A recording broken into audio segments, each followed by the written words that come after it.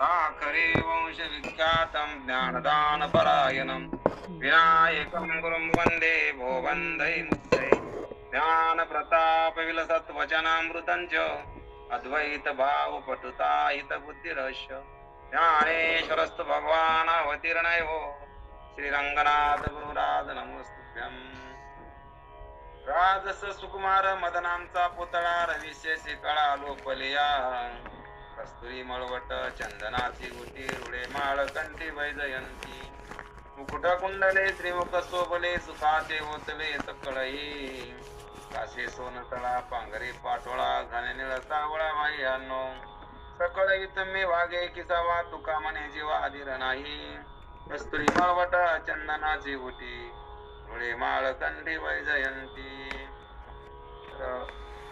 सकाळच्या भजनामध्ये आपण हा अभंग घेत असतो. मंगलाचरणाचा शपथकरचा हा अभंग आहे. तर आपण पाहतो की देवाचं भजन करताना तुकाराम महाराजांना जास्तीत जास्त देवाचं वर्णन केलं, उपदेश पण केला, धर्म पण शिकविला आणि दांभिक लोकांवर प्रहार सुद्धा केला. बऱ्याचपैकी त्या ठिकाणी त्यांनी आपल्याला अनेक तऱ्हेनं या ठिकाणी अभंग त्यांनी केलेले आहेत. म्हणून गाथ्यामध्ये काहीच कमी नाही. आपण श्रीमंत बापाचे लेकरं, कारण आपल्याला साधू संत खूप भेटले आणि आपण पुन्हा त्यात भाग्यवान आहोत की आपला जन्म महाराष्ट्रामध्ये झाला आणि म्हणून आपण स्वतःला धन्य समजलं पाहिजे.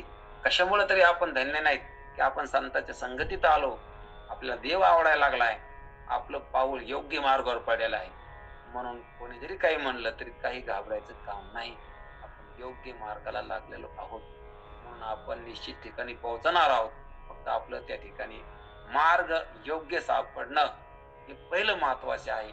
आता चालणं प्रत्येकाच्या गतीवर असतात. पहिलं काम योग्य मार्ग सापडणं. दुसरं आता चालणं, तो जसा चलन तशा पद्धतीने त्या ठिकाणी तो आता पोहोचन. त्याचं चालणं जर जोरात असलं लवकर पोहोचन, हळू असलं जरा उशीर लागन. पण आता योग्य मार्गावर आलेला आहे तर तो एक दिवस त्या मुक्कामाच्या ठिकाणी जाणारच. मग एखाद्या वेळेस होऊ शकतं की त्याला एखादा जन्म घ्यावा लागन, असं नाही तर मग जास्त सुद्धा जन्म घ्यावा लागते, असं काही सांगता येत नाही. परंतु मार्ग योग्य सापडणं हे महत्वाचं असतं आणि म्हणून मार्ग तोच योग्य आहे ज्यानं देवाचा मार्ग धरला तो. कारण देव खरा आहे आणि जीव खरा आहे. म्हणून खरा मार्ग या ठिकाणी आपण त्याचं अनुकरण केलं पाहिजे. आणि म्हणून स्वतःला आपण धन्यने मानिन आपुले संचित राहिली प्रीत तुझे नामी. तुझ्या नामामध्ये माझं प्रेम राहिलं तेव्हा मी खरोखर धन्य आहे. भाग्यवंता घरी भजन पूजन त्याची वाट पाहे नारायण. म्हणून स्वतःला या ठिकाणी कशामुळे तरी आपल्या भोवळ्यावर नाही गेला पाहिजे, डोळे आपले फाकले नाही पाहिजे. काय तुमचा व्यवहार, काय तुमचा थाट, काय मारणार आहे, सगळ्या नष्ट होणार आहे. नष्ट होणाऱ्या प्रपंचाचा हरिक वाटू नये. तर या ठिकाणी परमात्म्याचे गुणगान ज्याच्या मुखामध्ये आहेत तर त्यांना आपल्या वाणीला प्रपंचाचं वर्णन करून दूषित करू नये. कारण प्रपंचाच्या वर्णनानं वाणी दूषित होत असते. म्हणून देवाचं वर्णन करावं, नाही तर गपचीप बसावं. हरी बोला, हरी बोला, नाहीतरी अबोला. एकनाथ महाराज सांगते बोलायचं तर हरी बोला, नाहीतर मग बोलू नका. म्हणून वर्णाविधी थोरी एका विठ्ठलाची कीर्ती मानसाची वर्णू नये. उदंडाची झाली जन्मोनिया मेले. कारण बरेच लोक झाले आणि मेले म्हणून त्यांचं वर्णन आम्ही करीत नाही. आम्हाला देव आवडतो आणि आम्ही देवाविषयी बोलू, देवाचंच बोलू आणि स्वतःला सुद्धा या ठिकाणी आम्ही भक्ती करतो म्हणून स्वतःला धन्यता देऊ. आणि आम्ही जे देवाचे दास झालो का, मग तो देव कसा आहे, त्या देवाच्या अंगावर काय काय आहे, त्याने दागिने कोणते घातले, त्याने अंगावर कपडे कसे घातले, त्याचा टिळा कसा आहे, त्याचा मुकुट कसा आहे, त्याचं त्या ठिकाणी ध्यान सांगितलं. कारण त्याचं वर्णन केलं पाहिजे. म्हणून देवाला सजिलं पाहिजे, आपण सजलं नाही पाहिजे. कारण स्वतः आपण जर देवाला सजिलं तर आपण देवात गुंततो आणि देहाला सजिलं तर देहात गुंततो. देहात गुंतणं म्हणजे खोट्यात गुंतणं. देहामध्ये गुंतला की खोट्यामध्ये गुंतला, आणि देवात गुंतला तर मग खऱ्यामध्ये गुंतला. म्हणून गुंतलो या संसारे गा कैसा झालोसे अंध. आपण देवात गुंतलो पाहिजे.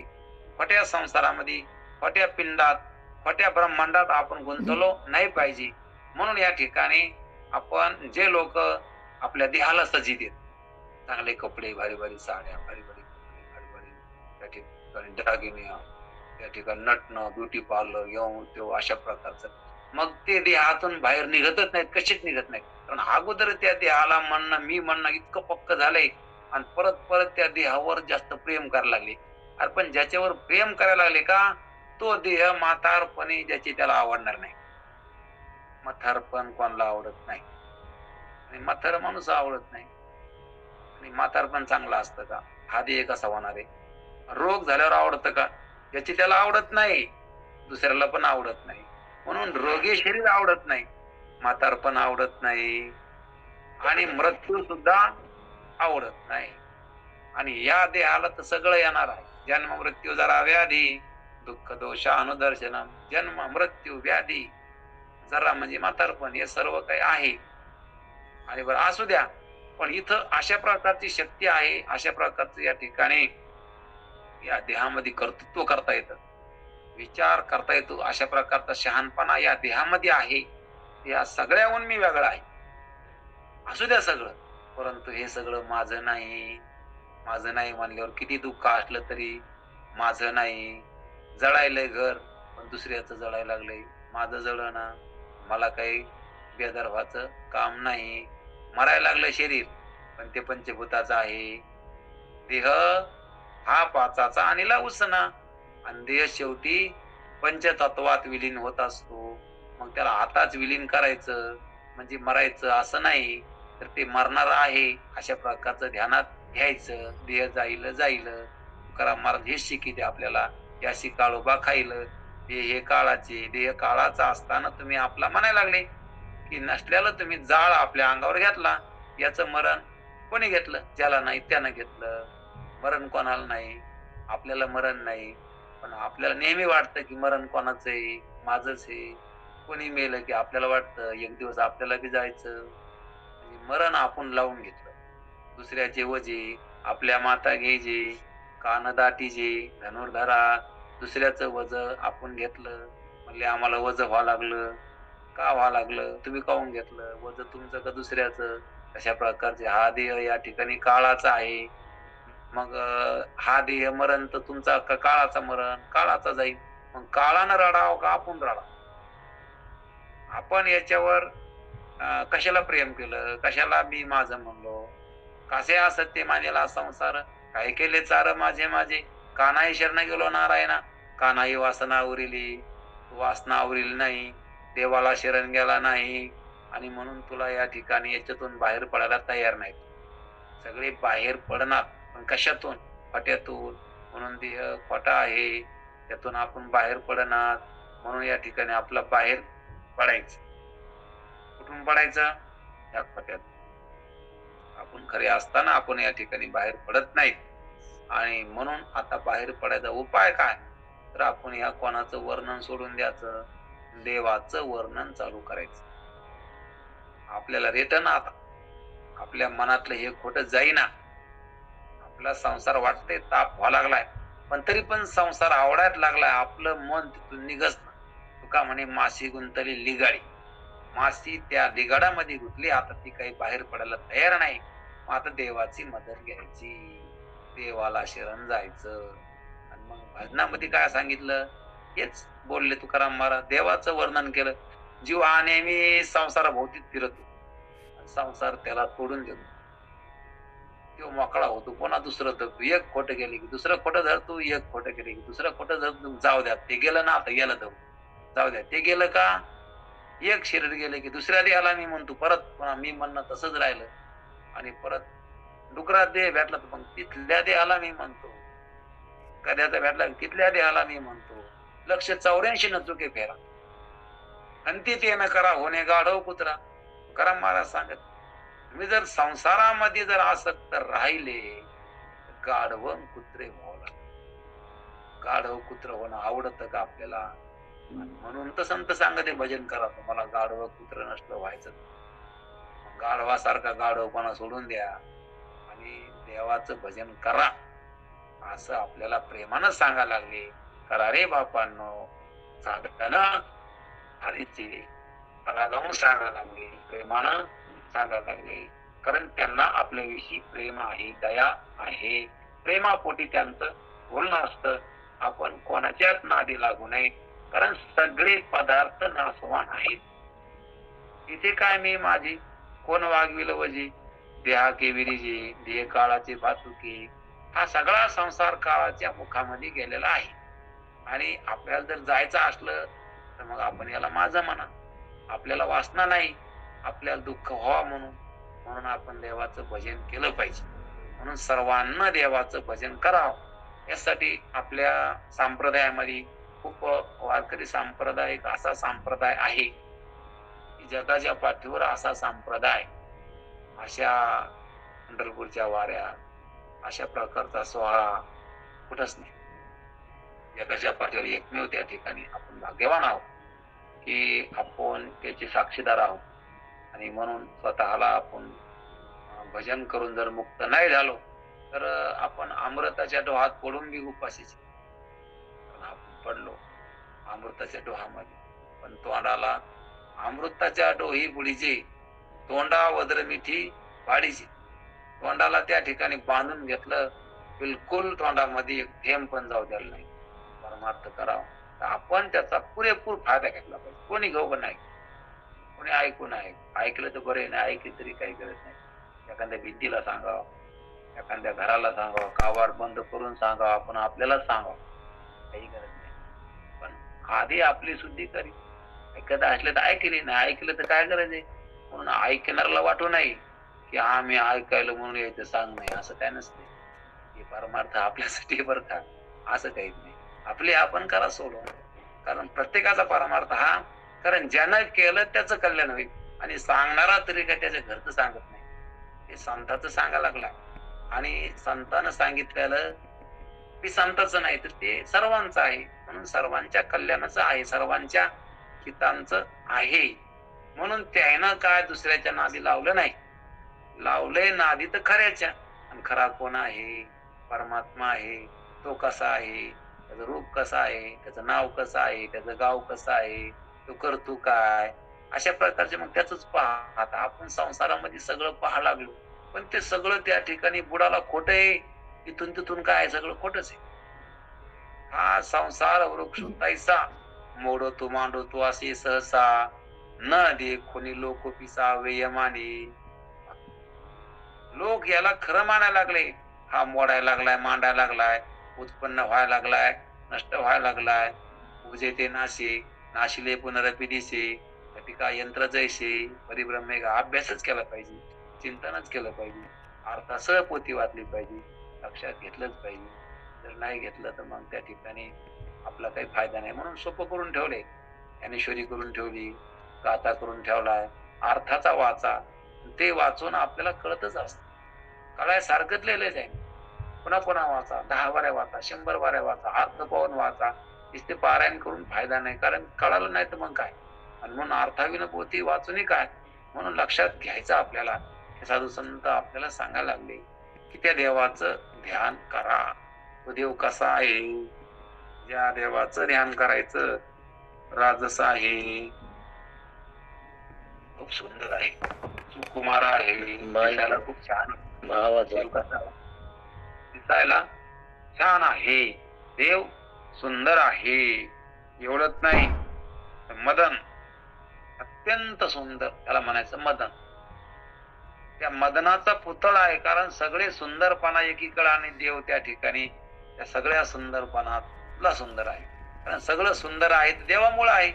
म्हणून देवाचं वर्णन करताना सुंदर ते ध्यान.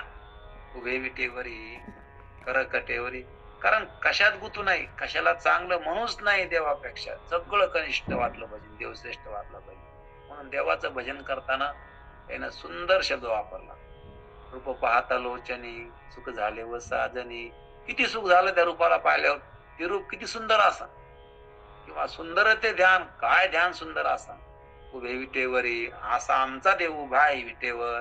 इथं पण सांगितलं, राजस सुकुमार मदनाचा पुतळा, रवी शेषी कळा लोपलिया. रवी, चंद्र सूर्य सुद्धा लोपत येत, कोटी चंद्र सूर्याची प्रभा. अशा प्रकारचा देव आहे. म्हणून कसा आहे, मदनाचा पुतळा, रवी शेषी कळा. आता चंद्र सूर्याची काय बाबत आहे, चंद्राला आणि सूर्याला प्रकाश देवाचा आहे, उष्णा प्रकाश आहे. त्या देवाच्या प्रकाशामुळे चंद्र प्रकाशित आहे, सूर्य प्रकाशित आहे. देवाच्या शक्तीमुळे पृथ्वीनं त्या ठिकाणी सर्व लोकांना धारण केलं. पाण्यानं आपला पातळपणा सोडलेला नाही, देवाच्या शक्तीमुळं. अग्नीनं गरमपणा सोडला नाही, देवाच्या शक्तीमुळं. आकाशानं आपला पोकळपणा तसा ठेवलेला आहे. वारा नेहमी व्हायला लागलाय, कशामुळं? पर्वते बैठकीने संडावी, समुद्रे रेषानं ओलांडावी, पृथ्वीने भूते व्हावी ही आज्ञा माझी.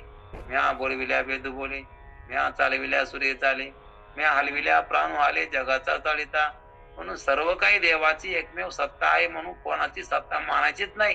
म्हणून आपल्या भजनात सांगितलं, विठोबाचे राज्य आम्हा नित्य दिवाळी, विष्णुदास नामाची विभावे ओवाळी. हे राज्य कोणाचं आहे? विठोबाचं आहे. म्हणून राजा कोण आहे? म्हणले विठोबा आहे. हे आमदार ते आमदार, त्यांचा सत्कार यांचा सत्कार, कोणा सत्कार नाही. देवाचा सत्कार करा, देवाला राजा माना, कारण इथं देवाचं राज्य आहे. असं तुकाराम महाराज सांगत, विठोबाचे राज्य आम्हाला नेहमीच दिवाळी. दिवाळी म्हणजे काय असतं? दिवाळी शब्दाचा अर्थ आनंद, आनंदाला दिवाळी म्हणले. आणि नित्य दिवाळी ही दिवाळी काय? आणि म्हणून ही खरी दिवाळी आहे. म्हणून आनंदाचा क्षण आहे, आनंदाची दिवाळी आहे. आणि म्हणून देव कसा आहे, तर देवाचंच वर्णन, कारण कशामध्ये गुतूच नाही. वर्णावी ती थोडी, एका विठ्ठलाची कीर्ती मानवाची वर्णू नये. कारण कोणाचं वर्णन करा, ते म्हणले देवाचं वर्णन करा, दुसऱ्याचं वर्णन करू नका. जर का दुसऱ्याचं वर्णन करता तर आपण त्या पदार्थात गुंततो, आणि तो पदार्थ खरा नाही ना. पण ज्याचं नाव घ्यायला लागलो, जे मनात ठेवायला लागलो, ते जग आहे, ते जग खरं नाही ना. ते जग खोटं आहे, ते जग खोटं म्हणलं दुःख देणार आहे. दुःख देईन कोणाला? खोट्याला खऱ्याला, खऱ्याला देईन. कारण दगडाला काही दुःख होत नसतं. आणि म्हणून त्या ठिकाणी जडाला दुःख नसतं, जीवाला दुःख होतं. आपल्याला दुःख होईल, खोट्याला खरं मानलं की आपल्याला दुःख होईल. म्हणून आपण त्या खोट्याला खरं मानू नाही, त्याचा नाद धरू नाही. मग नाद धराव कशाचा? ते म्हणजे देवाचं धरा ना. मग देवाचं भजन करा, देवाचं वर्णन करा, देवाच्या गुणाचं वर्णन करा. देवाने काय केलं ते म्हणा, सांगा. गोकुळात काय केलं, देवाचं रूप सांगा कसं, देवाचं नाव सांगा. अनेक देवाचे नाव आहेत. विष्णू सहस्त्र नाव, 1000 नाव सांगितली. देवाला किती नाव आहेत? अनंत रूपे अनंत वेशे देखिले म्या त्याशी, बाप रखमा देव रूप न बांधले कैसी. देवाला अनेक रूप आहेत, अनेक नाव आहेत. देवाला रूप बी अनेक आहेत, नाव बी अनेक आहेत. आणि असा आमचा देव आहे. आणि तो राजस सुकुमार मदनांचा पुतळा, रवी शेषी कळा लोपलिया. त्याच्यामुळे चंद्र सूर्य फिके, ते लोपून जाते. असा आमचा देव आहे. आणि त्या देवात माईक कोणाचं चालू आहे तर ते बंद करा, माईक बंद करा. कस्तुरी मळवट भावेश महाराज काय माईक बंद चाललंय? करा. एक मिनिट, एकच मिनिट.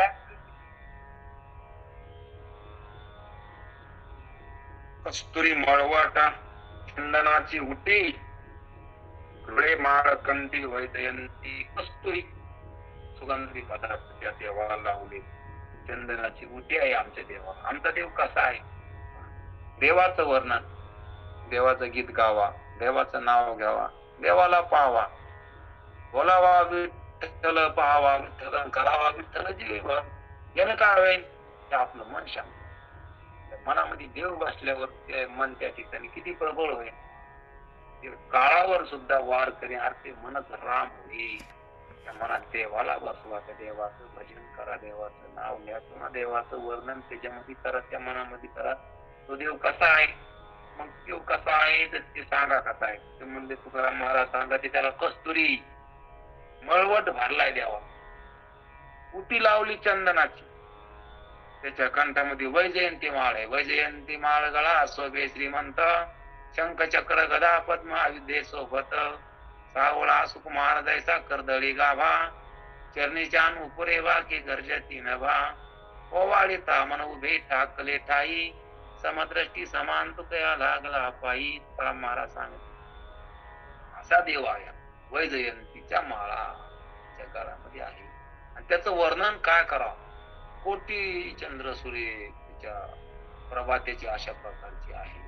आणि तो देव त्या ठिकाणी त्याला आम्ही पाहतो, त्याचे गीत गातो, त्याचं नाव घेतो, त्याला सर्वकड पाहा लागलो आम्ही. आणि त्याच्या छंदामध्ये आहे. तुका म्हणे छंदे मन मोहिले गोविंदे. आपलं मन पैशाला पाहून मोहित होत, आपलं घराला पाहून मोहित होतं, बायकोला, नवऱ्याला, पोराला, सगळ्याला पाहून मन मोहित व्हावं लागलं. अरे हे नासक्या वस्तूला, कपड्याला पाहून मन मोहलं, सोन्याला पाहून मन मोहलं. आम्हाला चांगलं महाराज म्हणलं की आम्हाला वाटतं वा वा हे चांगले माणसं, लगेच आमचं मन मोहून जात. हे मन असं कर, ते कशाला पाहून मनाला नाही मोह झाला पाहिजे. मनाला देवाचा मोह झाला पाहिजे. देवाला पाहून ते आनंदित व्हावा आणि देवाला पाहून त्या ठिकाणी ते असं रमा, मग तिथून त्या ठिकाणी ते निघूच नाही. आता कोठे दावे म्हणून मग भक्तीला सुरुवात झाली. देवाच्या ठिकाणी ती लागू लागलं की म्हणावं की भक्तीला सुरुवात झाली. आता ते काय इकडे तिकडे पळायला लागले की मग त्याला समजावं की ते आता नखरे करायला लागलं. न खरे, न खरे शब्दाचा अर्थ काय, न खरे, जे खरे नाही ते, त्याला काय म्हणायचं, न खरे असं मन. नखऱ्याच्या नादी लागलं म्हणजे खोट्याच्या नादी लागलं म्हणजे फसवाय लागलं. त्यानं काय करावं, मग त्यानं देवाचं भजन करावं, त्यानं देवाची भक्ती करावं, मग ते वाटावर येईल. पण तेच आपल्याला, आपण ते मन आपल्या इतक्या जवळ, इतक्या जवळ आहे, त्या मनामध्ये आपण प्रगट आहे. जास्त जवळची वस्तू जी असते ती नीट पाहिजे. आपण लांबच्या वस्तू नीट करायला लागलो, जवळचं मन तसंच. म्हणून जास्त जवळ काय, आमचे महाराज सांगत असते की माणूस जास्त अंग चोळून धुतो का कपडे जास्त टाईट घालतो. अंग कसं धुईन पण कपडे टाईट घालतो. कपडे चांगले असा अंग स्वच्छ असू द्या कपडे, परंतु अंग स्वच्छ पाहिजे. कारण शरीर जवळचे कपड्यापेक्षा, शरीरापेक्षा श्वास, ते श्वास आपण नीट घेतले पाहिजे, आपण शांत राहिलं पाहिजे, मग श्वास बरोबर चालते. आणि त्याच्यापेक्षा परत पुन्हा मन, आपलं मन शांत असलं, मनाच्या तळमळे चंदन हे अंग पोळे. चंदन हे शांत करत, पण चंदनानं सुद्धा अंग पोळत असत मन जर अस्थिर असलं तर. म्हणून त्या ठिकाणी मन स्थिर करा आणि ते मन देवाकडे लावल्यावर स्थिर होईल.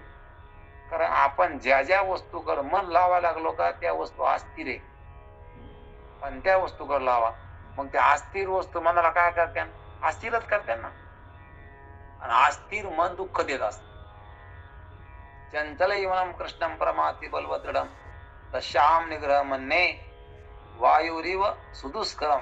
देवाने सांगितलं असंशय महाबाहो, हे अर्जुना संशय नाही म्हणून चंचल आहे, पण अवघड नाही. पण अभ्यासाने तू कोणतेयम वैराग्यानेच गृहती. अभ्यासानं आणि वैराग्यानं ती मनाला तू आकळू शकतो. तू बायशे करी आटा प्रहारा माझारी बोट केली मिसबरी देत जाये. या मनाची एक बानी की जे देखल्या ठाई सोकी अनुभव सुखाची कौतुके देत जायचे. या मनाचं एक मी काय, मन मी काय बरं का, मन इमानदार आहे. या मनाला तुम्ही शिकवा, खरं काय आणि खोटं काय ओळखायला लावा त्याला. एकदा त्याला खरं खरं कळालं ना की ते खोट्याच्या नादी लागणारच नाही. पण आपण त्या मनाला शिकतच नाही, मनाचा लाड करतो, मना संगत नाचतो. मन जसं म्हणलं तसं ऐकायला लागलो, मनाच्या नादी लागायला लागलो. मन म्हणलं असं करायचं की तसं करायला लागलो. आपण मनामागं जाऊ नये. मनाला आपल्या मागं आणावं. त्या मनाला देवाकडे लावा. देवाच्या ध्यानाकडे लावा. देवाच्या नावाकडे लावा. देवाच्या रूपाकडे लावा. आणि मन जर आपलं इकडं लागल्यावर शांत झालं तर मग आपल्याला कळन अरे भजन म्हणून आपल्याला आनंद व्हायला लागला, इतका आनंद कशानं झाला नाही. भजन म्हणून आनंद व्हायला लागला. पण किती सुख होईना आपल्याला. आणि म्हणून येणे सोशे मन झाले अहो भरीन परत माघारी येत नाही. मन शांत होईल. आणि हे आपल्याला आपलं अशांत मन दुःख होत असत.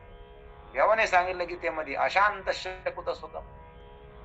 अरे अशांत माणसाला कधी सुख होणार नाही. शांती परते नाही सुख, हिरवावगेचे दुःख. म्हणून शांती धरा उतराल पहिलं तिला. कवळली या काम क्रोध, अंगी भरती आधी व्याधी. म्हणून या शांती धरा उतराल पहिलं तिला. तुम्ही शांती धरा, मनामध्ये शांत राहा. तुम्ही अशांत राहू नका. अशांत राहू नका म्हणजे तुम्ही खोट्याच्या नादी लागू नका. हे सगळे पदार्थ अशांत आहेत, अस्थिर आहे. कसे आहेत? अस्थिर आहे. शरीर कसं आहे? अस्थिर आहे. हरिपाठात सांगितलं एका तासा माझी खोटी येळा सृष्टी होती जाती दृष्टी पाहे तोच. दृष्टी आणि सृष्टी एका तासात कोटी बारे. ज्ञानेश्वर महाराज सांगते लावून डोळा उघडे तवरी कोटी वेळे घडे मोडे. कोटी बाऱ्या घडती मोडती सृष्टी डोळा लावून उघडुसत. म्हणजे इतका बदल प्रचंड आहे. आणि आपण त्या जगाला, त्या पिंडाला, ब्रह्मांडाला सत्य म्हणून बसलो, मग किती दुःख आहे. आणि म्हणून या ठिकाणी आपण किती नादी लागलो खोट्याच्या. मग आपलं मन अशांतच व्हावं लागलं. एवढं करून का अशांत व्हावं लागलं? आपला खोट्याचा नाद वाढला. आता देवाच्या नादी लागायचं, देवाचं भजन करायचं, देवाकडे पाहायचा, देवाचं नाव घ्यायचं. आता वर्णन देवाचं करायचं. आणि म्हणून देवाच्या नादी जे लागले तर ते सुखी झाले. आणि म्हणून साधू संत गेले आनंदी राहिले. हरिनाम झाले कृत्य. देवाच्या नादी लागणारे सुखी झाले. आणि संसाराच्या नादी लागणारे मसनात नेऊन घातले. मसन वाट्यात त्यांना नेऊन घातलं. कोणला? जे संसाराच्या नादी लागले त्या. म्हणून देवाच्या नादी लागायचं म्हणजे काय करायचं? ते म्हणते देवाच्या नादी लागायचं म्हणजे देवाच्या नामस्मरण करा, देवाच्या रूपाचं वर्णन करा, देवाच्या गुणाचं वर्णन करा. आणि म्हणून सकाळचं भजन प्रत्येकानं म्हणलं पाहिजे. यासाठी आपण काकडा निवडला. आणि ज्योतिदायनं सुद्धा आपल्याला काकड्यावर घ्यायचं सांगितलं. आता मला तरी वाटतं की त्यानं आपल्या काकडा सुरू केला असेल. आणि म्हणून ते पण आता सुरू केला असला त्या पण सगळ्यांना सांगत्यान की तुम्ही पण काकडा चालू करा. तर अशा प्रकार सर्वांना मानला पाहिजे. कारण सकाळचं भजन मानल्यावर मन शुद्ध होत असत. इतक्या लवकर मन शुद्ध होतं सकाळच्या भजनात. म्हणजे महाराज सांगत असते अरे सकाळी इतकं वातावरण चांगलं असतं पण माणसं सकाळी रात्री उशिरा झोपते आणि सकाळी उशिरा उठते. रात्री लवकर झोपा आणि सकाळी लवकर उठवा. कारण आपली संस्कृती अशी, संतांची शिकवण अशी, उठून या प्रातःकाळी वाचे स्मरा वनमाळी उठवणे वेगेशी. चला जाऊ, उठा साधू उठा म्हणते, झोपा म्हणते. झोपले मस्त, सकाळची गोड झोप, साखर झोप. म्हणून गोड लागत. आणि म्हणून सकाळी उठलं पाहिजे. सकाळी उठून देवाचं भजन केल्यावर आपल्यालाच कळतं की देवाच्या भजनानं काय सुख होईल. म्हणून देवाच्या भजनानं किती सुख होतं हे आपण अनुभव. आपण प्रामाणिकपणानं हरिपाठ रोज म्हणाव, आपण काकडा रोज म्हणाव. आपण जे करतो ते लोकांना सांगू नाही, त्याचा प्रचार करू नाही. मी असं करतो, तुम्ही करा सांगा, पण मी करतो अशा प्रकारचं या ठिकाणी मी पण आला नाही पाहिजे. कारण मनामध्ये अहंकार असा आहे. जर माणसाला हे आलं की मी म्हणतो मी लय मोठा महाराज आहे, मला येतं, माझ्यासारखं तुम्हाला येत नाही, अशा प्रकारचं. आता मला जर माझं वर्णन कोणी केलं तर मला आनंद नाही वाटला पाहिजे. कारण का तर आपलं वर्णन जर केलं तर अहंकार येत असतो. आपण कोणाचं वर्णन करू नये, आपलं वर्णन कोणी करू नये. कोणाचं करावं वर्णन? देवाचं केलं. म्हणून प्रत्येक अभंगामध्ये आपण पाहतो देवाचं वर्णन आलं. देवाचं काय केलं? अरे सगळ्यामध्ये व्यापक असणारा देव आहे, त्याचं ना आपलं स्वरूप एक आहे. आणि तो सर्व ठिकाणी आहे. सर्वा घटी राम, देहादिही एक, सूर्यप्रकाश सहस्र रश्मी. राम कुठे म्हणले? रामाचं खरं स्वरूप. राम म्हणलं की दशरथाचा राम ध्यानात आला, आमच्या वनात गेला ध्यानात आला. पण राम कोणता म्हणले? अरे सगळ्यांच्या हृदयामध्ये असणारा राम आहे. सर्वांच्या हृदयदेशी अमुक आहे आयशी, जे बुद्धिस्प्रिय हरणेशी ते वस्तुगामी. हरिपटात सांगितलं तेच, ज्ञानेश्वरीत तेच सांगितलं, गीतेत तेच सांगितलं. सर्वस्यचाहं हृदि सन्निविष्टो मत स्मृती ज्ञानमपोहनंच, वेदेश्च सर्वैरहमेव वेदो वेदांत कृद्वेव दैवदेव चाहं. मी कुठं आहे? सर्वांच्या हृदय देश आहे, सर्वत्र व्यापक आहे. त्या देवाला आपण जाणायचं, त्या देवाला हृदयामध्ये घ्यायचं. साधू संतांना देवाला कधी बी हृदयात घेऊनच सांगितलेलं आहे. रामकृष्ण नामे हे दोन्ही साधिरे. आणि कुठं स्मरण करा? हृदय मंदिरी स्मराकारे. तुम्ही हृदयात देवाचं ध्यान करा. आपण कधी दर्शन घेताना कसं करतो? असं दर्शन घेतो आणि हृदयाला हात लावतो. कारण देव कुठे? इथं. कारण मनामध्ये आहे, हृदयामध्ये आहे. आणि हृदयात म्हणजे ज्या हृदयात देवाला ठेवायचं ते हृदय स्वच्छ असलं पाहिजे, चांगलं असलं पाहिजे. त्या हृदयामध्ये आपणाविषयी द्वेष नसला पाहिजे. त्या हृदयामध्ये अनेक प्रकारच्या फट्याच्या वासना नसल्या पाहिजे, अनेक प्रकारचे अविचार नसले पाहिजे. त्या हृदयामध्ये प्रेम पाहिजे, हृदयामध्ये विचार पाहिजे. साधू संतांची सेवा त्या ठिकाणी व्हायला पाहिजे. अशा प्रकारचं ते हृदय शुद्ध आहे. म्हणून त्या हृदयातला देव त्या ठिकाणी आपल्याला कळत असतो. म्हणून आता हृदय आपले चौफाळूनी भले, वरी बैसू पाऊले. सद्गुरुरायांची 15व्या अध्यायामध्ये सुरुवातच केली. आता हृदय हे आपुले, बरीच वरी चौफाळूनिया भले, वरी बैसू पाऊले. असं हृदय शुद्ध करू आणि त्या हृदयामध्ये गुरुचे पावलं बसू. त्या गुरुचे पाय त्या हृदयामध्ये. पाय म्हणले की स्वरूप असते. कारण शास्त्रामध्ये पाय म्हणले की स्वरूप आहे, स्वरूप म्हणले की ब्रह्म आहे. आणि प्रत्येकाचं स्वरूप काय? ब्रह्म आहे. ब्रह्म कसं आहे? व्यापक आहे. देव कसा आहे? व्यापक आहे. त्याला देव म्हणलं. विठ्ठल विस्तारला जणी आमचं तेच ब्रह्म आहे. पंढरपूरचा निळा, लावण्याचा पुतळा, विठो देखी लागे डोळा, बाई आम्ही, तो आमचं ब्रह्म आहे. म्हणून परब्रह्म निष्काम ते या गवळे या घरी. आमचं गवल्याच्या घरी जे राहताना तो परमात्मा, तो ब्रह्म आहे. ब्रह्मानी चोरी करी, देव आणि वे बिचारी, ही नाना परी दाखविले. भागवतात सांगितलं. नाथ महाराज म्हणते की ब्रह्म आहे पण चोरी करते, देव आहे पण वे विचार करते. खूप मार्मिक.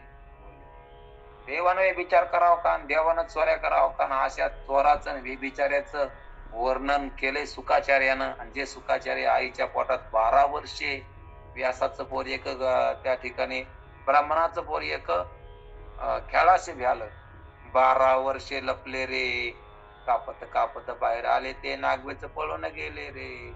ऐक खेळिया तुझं सांगितले, आईसे जाणून खेळ खेळ रे. ब्राह्मणाचं पोर व्यासांचा मुलगा सुकाचारी 12 वर्ष आईच्या पोटातच राहिले.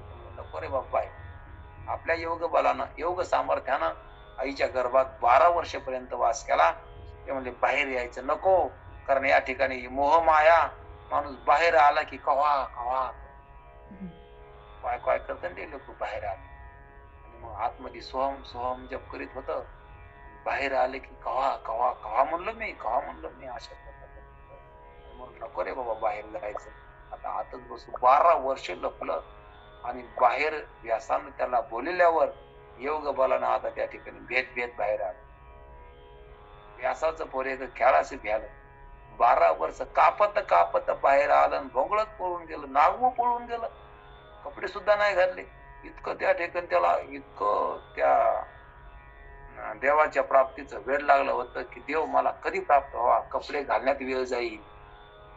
इथं जर थांबा तर इथं त्या ठिकाणी आईच्या प्रेमात आपण पडतो, म्हणून तिथं वेळ जाईल. इथला मोह होईन, पुन्हा हे पुन्हा आपल्या शिकीत येईल, इथं रमीत येईल. नग बाप्पा इथं लगेच पळून गेलं. खेळाशी भ्यालन 12 वर्ष. आणि अशा ठिकाणी जाऊन बसलं, लपलं. आणि म्हणून अशा प्रकारचे ते काय ते वर्णन किती या अनेक प्रकारच्या ग्रंथांना आपण पाहतो काय ते वर्णन आहे आणि त्या वर्णनाचं जर आपण विचार केला तर हे सगळे साधू संत या नादी लागले नाही कशाच्या त्या संसाराचे देवाचा नाद त्याला लागला म्हणून देवाचा नाद लागल्यावर कस्तुरी मळवट चंदनाचे उटी रुळे माळ कंठी वैजयंती मुकुट कुंडले श्रीमुख स्वबले सुखाचे ओतले सकळही देव कसा आहे त्याला मुकुट आहे कुंडले आहे श्रीमुख आहे शोभलय त्याचं श्रीमुख त्याचं मुख शोभलय देव कसा आहे शोभल्याला आहे देव सुंदर आहे म्हणून जो भक्त असतो ना तो देवाला सोडून कशाच्या नादी लागतच नाही त्याला देवासारखं चांगलं काही वाटतच नाही देवच चांगला आहे देवाचं नाव बी चांगलं आहे नाम चांगले चांगले माझे कंठी राहो भले कपिकुळ उद्धारले मुक्त केले राक्षस अरे नाम किती चांगलं आहे वाईटाला चांगलं करतं इतकं चांगलं चांगल्याला चांगलं करीन काय न बोलाय आमचं नामस्मरण वाईटाला पण चांगलं असू द्या किती पाप पण नामा पुढं काय नाही हरी उच्चाराने अनंत पाप राशी म्हणून याचा अर्थ कोणी कोणी असं करत की नामानं पाप होताना पाप जाताना करा ना पाप घ्या पुन्हा नाम करा पाप घ्या पुन्हा नाम असं नाही बरं का असं नाही माफीत बसणार तर ते काय करावं लागेल ते नामस्मरण त्याचा त्या ठिकाणी विटी आला पाहिजे जसं वाल्या कोळ्याला पश्चाताप झाला आणि मग तिथून पुढे त्यानं नामस्मरण केलं आणि त्याचं सगळं पाप गेलं इथं या ठिकाणी सकाळून पाप करल्यानं दुपारून नाव घ्यायला लागलाय तसं कसं होईल माफीत बसायचं म्हणल्यावर त्या ठिकाणी एकदा त्याला ते सोडून दिलं की पुन्हा त्या मार्गाला जाऊच नाही मग त्याला म्हणायचं मग ते माफीत बसत असत मग अशा प्रकारचं त्या देवाचं भजन करा सगळे पाप निघून जातील असं हरिपाठात गाई सांगितलं हरिपाठात सांगितलं असं की अनंत पाप राशी आणि क्षणात जात्या उशिरच लागणार नाही तुम्ही लागा तर घरी म्हणले तुम्ही नामस्मरण आज लागा आत्ता लागा आणि म्हणून देवाच्या आधी लागा मुकुट कुंडले त्याला मुकुट आहे डोक्यावर कानात कुंडले आहेत त्याचं मुख असं स्वभलय आणि म्हणून कशाला चांगलं म्हणता तुम्ही कशामध्ये गुंतता हे चांगलं आहे ते चांगलं आहे काही चांगलं नाही देव चांगला म्हणा देवाकडे पहा देवाकडेच पहा असं नाही कुठे बी देवालाच पहा जिकडे पाहे तिकडे दिसे विठ्ठल लावेले दिसे विठ्ठलाने पिसा लावला जिकडं पाहिजे तिकडे देव दिसायला लागला देवाशिवाय मला काही दिसतच नाही तुकाराम महाराजाला विचारलं देव कुठे ते म्हणले तुका म्हणे आम्ही देखतच नाही देवाविना काय दुसरे ते आम्हाला देवाशिवाय दुसरं काही दिसत नाही आम्ही पाहतो देवच पाहतो आम्हाला देवाशिवाय दुसरं काही दिसतच नाही पण आम्ही देवाचंच नाव घेतो म्हणलं देवाचंच नाव काढून घ्यायला लागले अरे देवाशिवाय दुसरं नाहीच ना काही आम्ही पाहलो तरी देव बोलावा विठ्ठल बोलायलो तरी देव पाहावा विठ्ठल करायला तरी विठ्ठलच आणि आशा म्हणल्यावर त्या ठिकाणी मन तरी काय होईल मग आता विठ्ठल विठ्ठल विठ्ठल झाला देह माझा पापरक महादेव हृदयनाथ भेटला विठ्ठल विठ्ठल झाला देह माझा माझा देहच काय झाला विठ्ठल झाला कमरेला पितांबर नेसला देवा सोनसळा पांघरे पाटोळा अशा प्रकारचं त्या ठिकाणी देवानं पितांबर नेसलेला आहे किती सुंदर देव शोभा लागला घन सावळा आहे बायांनो कारण बाया का म्हणले आता बाई शब्दाचा अर्थ आताचा विज्ञान युग सोडून द्या आता बायाला 50% आरक्षण आहे आता काय पहिल्या काळामध्ये बाया पराधीन असायच्या त्याच्या मनावर नसायचं शास्त्राने सुद्धा बायाला थोडं पराधीन ठेवलेलं आहे कारण अशा प्रकारचं आणि आता सरकारनं त्याला आरक्षण दिलं आणि म्हणून ज्या पराधीन असतात त्याला बाया म्हणायचं जीव कसा आहे पराधीन आहे तो मायेत गुंतलेला आहे तो स्वतंत्र नाही माया विघ्ने भ्रमला करे म्हणून तो पराधीन आहे म्हणून जे पराधीन आहे का ते बाया आहे म्हणून आम्ही माणसं आहेत पण तरी बायाच आहेत आणि मीराबाई सखूबाई हे खरे पुरुष होते ज्यानं पुरुषार्थ केला त्याला पुरुष म्हणायचं जे संसारामध्ये धाकात राहिले जे संसाराच्या नादी लागले त्या बाया हे पुरुषार्थ करा पुरुष कोणाला म्हणायचं पुरुषार्थ केला जनाबाई तरी पुरुष होते पुरुषार्थ मीराबाई पुरुष ज्यानं पुरुषार्थ केला ते पुरुष आणि जे संसारामध्ये मायेत गुंतले ते बाय. म्हणून बायांनो, आता कोणाला म्हणले बायाला वाटतं आम्हालाच म्हणले का म्हणून, खरोखर बायालाच म्हणले. तुम्हाला कोण कोण बाया हे ओळखून घेतात आपल्याला. म्हणून त्या ठिकाणी म्हणले काशे सोनसाळा पांघरे पाटोळा घननेला सावळा बायांना. म्हणून या ठिकाणी जीवाला म्हणले, कारण जीव पराधीन आहे ना. आणि माझे सकाळी तुम्ही आगे किसावा तुका म्हणे जीवा धीर नाही. आणि सगळे या ठिकाणी तुम्ही या आणि ते देवाला पहा. सगळे या, कारण सगळे या, सगळे येऊन काय करा, देवाचं भजन करा. सगळे येऊन उत्सव करा. एकत्रित या, धिंगाणा करायला नाही, देवाचं भजन करायला. एकत्रित या, भांडणं करायला नाही, देवाचं भजन करायला, देवाचं गुणगान गायला. म्हणून एकत्रित बसा आणि देवाचं भजन करा. हरी बोला एकांतीन, हरी बोला लोकांती. एकटं बसल्यावर म्हणले कोणीच नाही, भजनच झालं नाही आमचं. देवाचं नाव घे ना, भजन होत नाही का? अरे खरं भजन तर एकट्याच होत असत. तर महाराज एकटे जायचे घोराड्या डोंगरावर, रामचंद्रावर, भंडाऱ्यावर, किती जायचे. आपण भयान होत तेव्हा त्या ठिकाणी जायचं, भजन करायचं. आणि त्याचं बरे का आपलं बरे. त्याला गावात भजन करू देत नव्हते. आणि आपल्याला तर भजन केले का आपल्याला लोक काय मस्त, महाराज या या बसा बसा, वा वा वा वा, काय छान सांगितलं, काय मस्त सांगितलं. लगेच महाराजाला दक्षिणा, महाराजाला महाराजाचं वर्णन हे असत. तेव्हाचा काळ बरा आहे का आताचा बरा आहे? तेव्हा भजन नाही करू दिलं त्याला. जे धर्माची स्थापना करायला आलते, जे जगाला वळण लावायला आले होते, जे आपल्यासाठी आले होते, ज्यांनी ग्रंथ निर्माण केले, ज्यांनी रूढी परंपरा त्या पहिल्या ज्या चुकीच्या रस्ता ते मोडून या वाटा सूक्ष्म दुस्तर केला राज्य भारत चाले ऐसा नीट सरळ मार्ग, सोपा मार्ग, उद्धाराचा मार्ग, सर्वांच्या कल्याणाचा मार्ग ज्यानं तयार केला. असे काय उपकार आहे. त्या काळामध्ये, ज्या काळात इतकं सुद्धा भजन करायला सुद्धा स्वातंत्र्य नव्हतं, त्या काळामध्ये एवढं करून ठेवलं. आता तर काय, आता नुसतं आयत्या पिठावर रेघोट्या वरायची. किती सोपं आहे. आयत झालेलं आहे तितकं पण म्हणा. म्हणून आपल्याला साधू संतांना आपल्याला किती कमवून ठेवलं, किती आपण मोठे भाग्यवान आहोत. म्हणून या ठिकाणी सगळ्यांना मिळून भजन करा. नसलं कोणी तर काही त्या ठिकाणी वाटू देऊ नाही. आपण एकट्यानं करा. कोणी ऐकतच नाही, कोणी करीतच नाही भजन, आम्हाला कोणी सोबतीत नाही, असं कोण म्हणाल तुम्ही? आपल्याला भूक लागल्यावर आपण कोणी सोबती पाहतो का पंगत पाहतो का एकट्याला वाडा म्हणतो? आधी मला वाडा म्हणतो, बाकीचे जाऊ तिकडं. मला भूक लागली त्यामुळे पंक्तीला बसा, पंगत येऊ द्या, सोबतीच नाही, सोबती येऊ द्या. त्यामुळे काही गरज नाही सोबतीची. भूक लागली ना, दुखायला लागल्यावर आपण म्हणतो का नाही नाही एखादं पेशंट तयार होऊ द्या, मग दोघं मिळून गेलं म्हणजे गाडी स्वस्त पडन, हो द्या एखादं पेशंट, मग दोघं जाऊ. असं नाही म्हणजे आपण म्हणतो दुखायला का आधी न्या मला दवाखान्यात.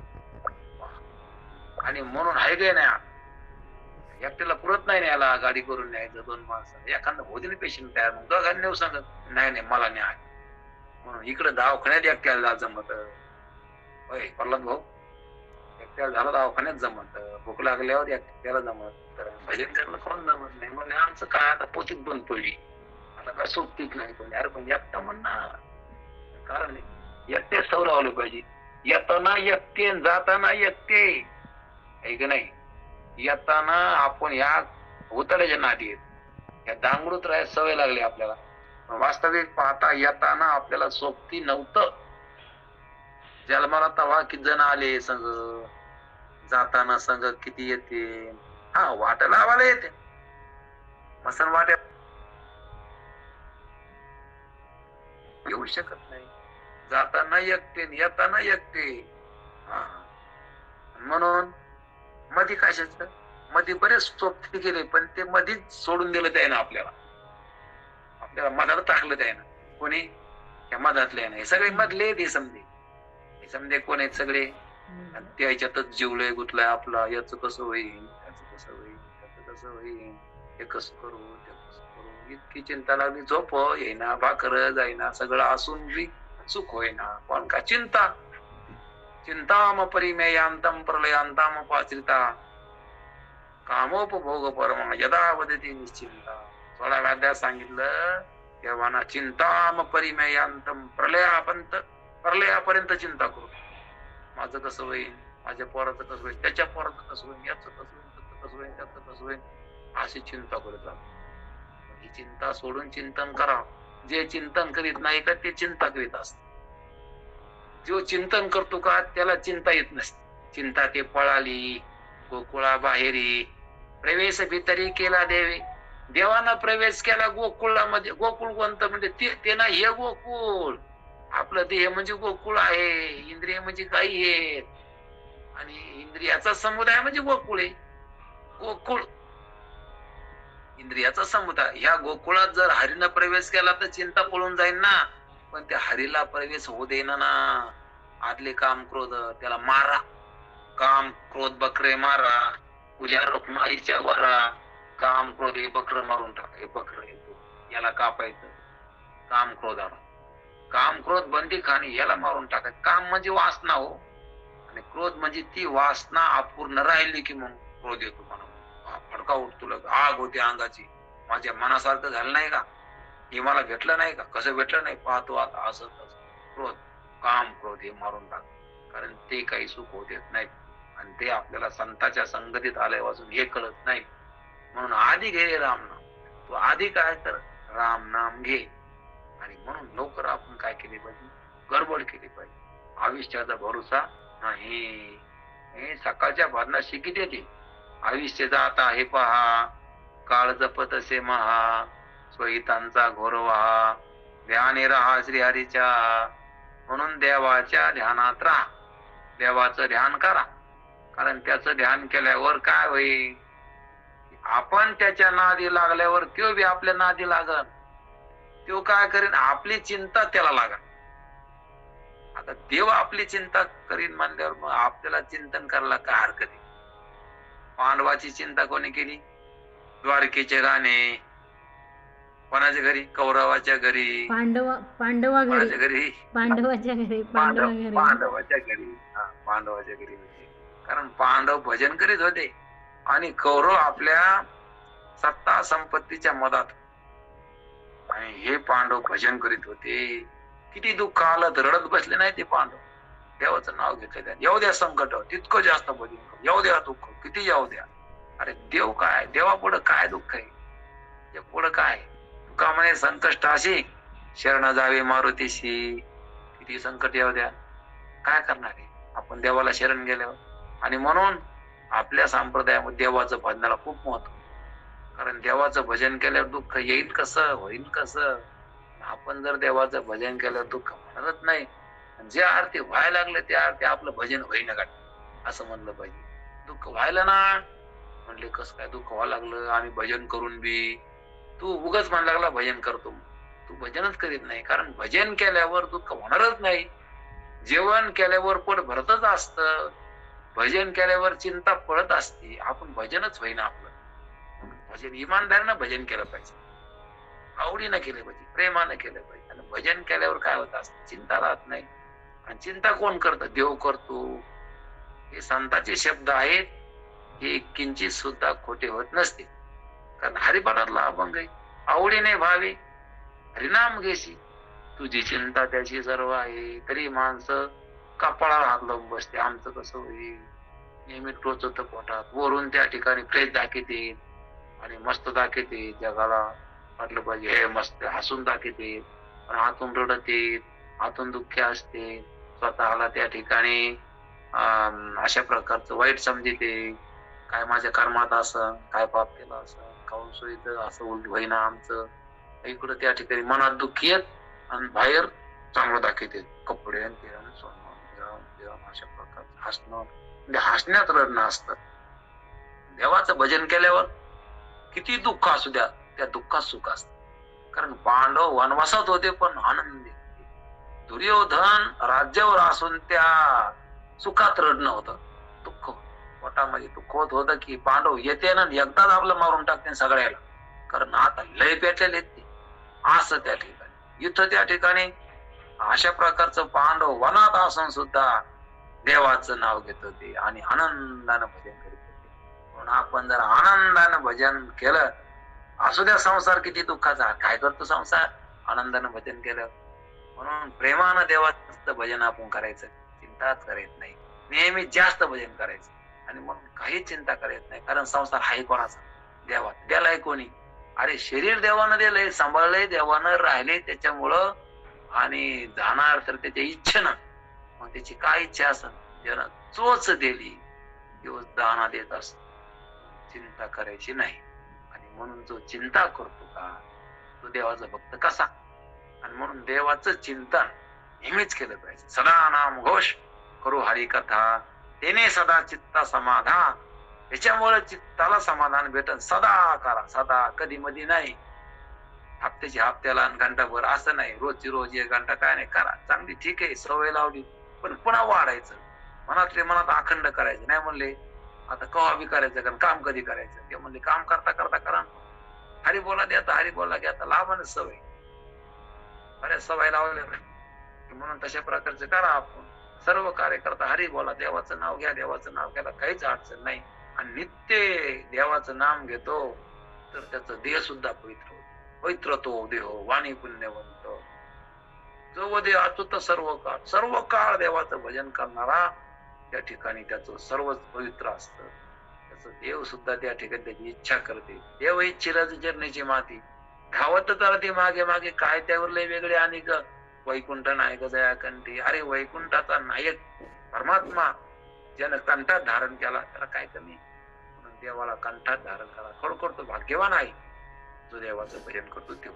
देवाचं भजन आनंदानं करा, प्रेमानं करा. आणि मग असं जर देवाचं भजन आनंदानं प्रेमानं केल्यावर मग जो घेईन त्याला काय होईल? आनंदच होईल.